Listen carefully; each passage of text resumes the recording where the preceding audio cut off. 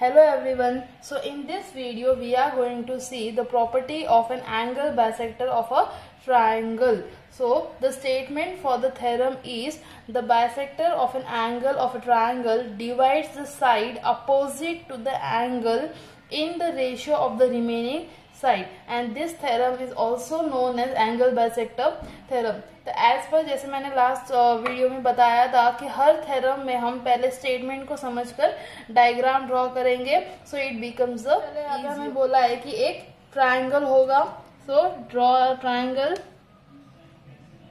हमने ड्रॉ किया triangle A B and सी। उसके बाद उन्होंने बोला है the bisector of an angle of a triangle, उस ट्रायंगल में एक बाइसेक्टर है एंगल का, दैट इज एंगल बाइसेक्टर।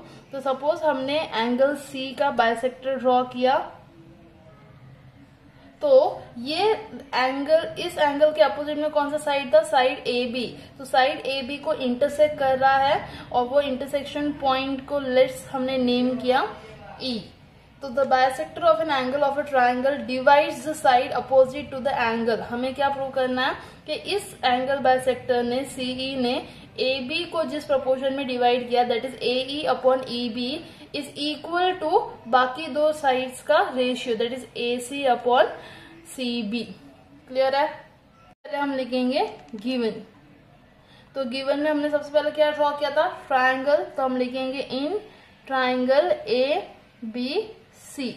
उसके बाद हमने एंगल सी का बाइसेक्टर ड्रॉ किया था, तो बाइसेक्टर ऑफ एंगल सी किसको डिवाइड, कौन सी साइड को डिवाइड किया है, साइड ए बी को, दैट इंटरसेक्ट करता है। तो bisector of angle C intersects side A B, कौन से पॉइंट पे, पॉइंट ई पे, intersect side A B at point ई।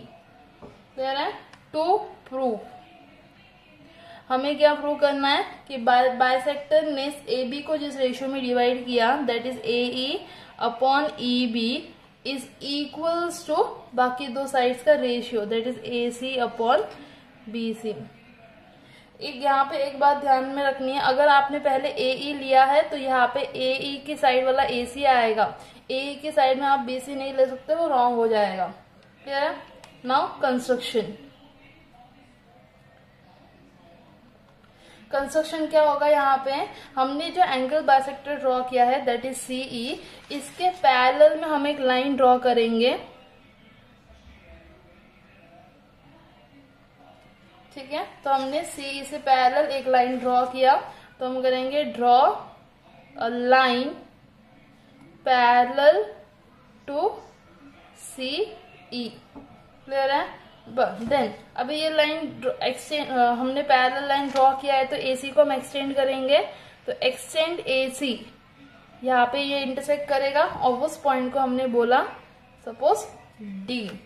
तो and extend side A C, कहाँ तक एक्सटेंड करना है, पॉइंट डी तक, up to point D. Now we are going to go through the proof.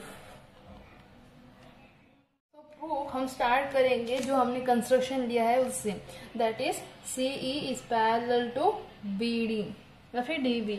So ray CE is parallel to D B. So अगर CE और D B parallel है और हम ए डी को transversal लेंगे, हम start करेंगे जो हमने कंस्ट्रक्शन लिया है उससे, that is C is parallel to D B. तो हमने लिखा C is parallel to D B and अब हम लेंगे ट्रांसवर्सल। तो जब सी और डी बी ट्रांसवर्सल पैरेलल है तो यहाँ पे दो ट्रांसवर्सल है, A D can also be a transversal and B C can also be a transversal. तो फर्स्ट केस में हम ए डी को ट्रांसवर्सल लेंगे। ठीक है? तो ray C is parallel to DB and AD is a transversal. So जब हमने AC और AD को ट्रांसवर्सल और CE और DB को पैरेलल लिया, तो देखो ये दोनों पैरेलल है और ये ट्रांसवर्सल है, तो this will be congruent to this by corresponding angle theorem. So angle ACE will be congruent to angle CDB by corresponding angles, और इसको हम बोलेंगे 1। ठीक है। नाउ अब लेंगे हम BC को ट्रांसवर्सल। पैरेलल लाइन CE और DB सेम रहने वाला है, but we will take BC as a transversal. So now ray CE is parallel to DB and CB is a transversal. So जब अभी इसको छोड़ दो तो CE और DB पैरेलल है और ये ट्रांसवर्सल है, तो this angle will be congruent to this angle by alternate angle theorem. So angle ECB is congruent to angle CBD by alternate। अभी ये दोनों एंगल कौन से ट्रायंगल के हैं? ट्रायंगल CBD के। तो अभी हम ये वाला ट्रायंगल लेने वाले हैं। तो इन ट्रायंगल CBD हमने प्रूव किया कि ये दोनों एंगल्स इक्वल है। ठीक है, ये दोनों एंगल्स इक्वल है। तो बाय आइसोसेलेस ट्रायंगल थ्योरम अगर दो एंगल्स इक्वल है तो इस एंगल के अपोजिट का side that is CB and इस एंगल का अपोजिट का साइड दैट इज CD, वो दोनों भी क्या होंगे? कॉन्ग्रुएंट, यानी कि equal. So side CB is congruent to side CD। तो यहाँ पे रीजन क्या आएगा? Sides opposite to congruent angles are congruent। क्योंकि दो एंगल्स कॉन्ग्रुएंट है तो उनके अपोजिट साइड्स भी क्या होंगे? Sides opposite to congruent angles are congruent, वो दोनों साइड्स भी कॉन्ग्रुएंट होंगे। नाउ ये कॉन्ग्रुएंट है, इट मीन्स कि हम इसको ऐसा भी लिख सकते हैं CB is equal to CD, और इसको हम बोलेंगे 5। क्लियर है ना? अभी इतना हो गया। अब यहाँ पे हमारे पास एक बड़ा ट्रायंगल है जो कंस्ट्रक्शन के थ्रू मिला, दैट इज ABD।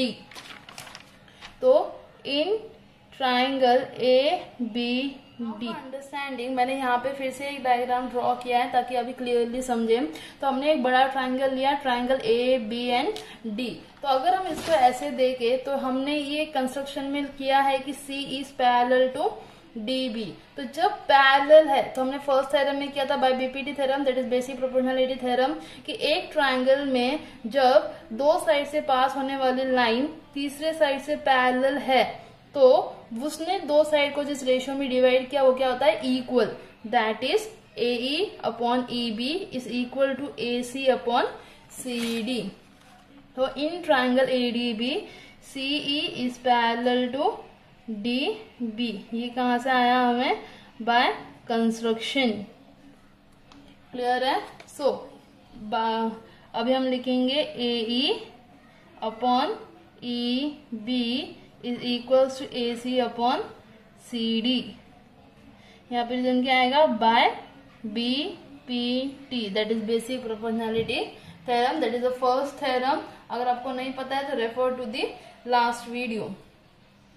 अब यहाँ पे हमने लिखा है कि CB is equal to CD, it means कि हम CD की जगह पे CD को सब्स्टिट्यूट कर सकते हैं।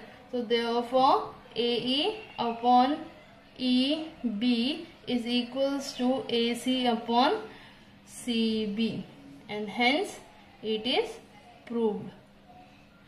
आप देख सकते हो हमें यही प्रूव करना था। क्लियर है? सो hope you understand it. If you have any doubt, ask in a comment section, and thank you.